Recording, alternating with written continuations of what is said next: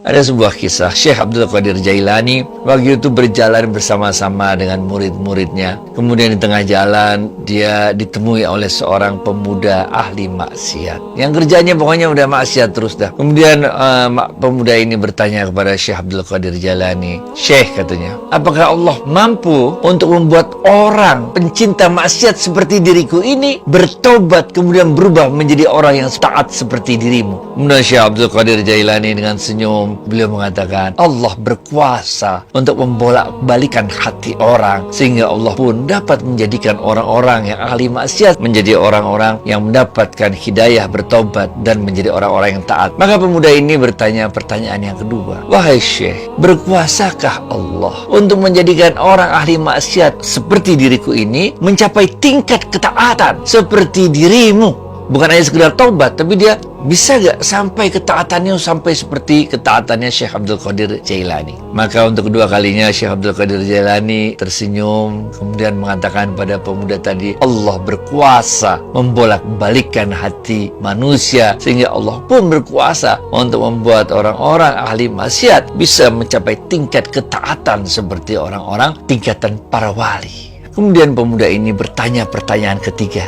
"Wahai Syekh, apakah berkuasa Allah membolak-balikkan hati orang sehingga orang dengan tingkat ketaatan seperti dirimu, Syekh, kemudian menjadi ahli maksiat seperti diriku?"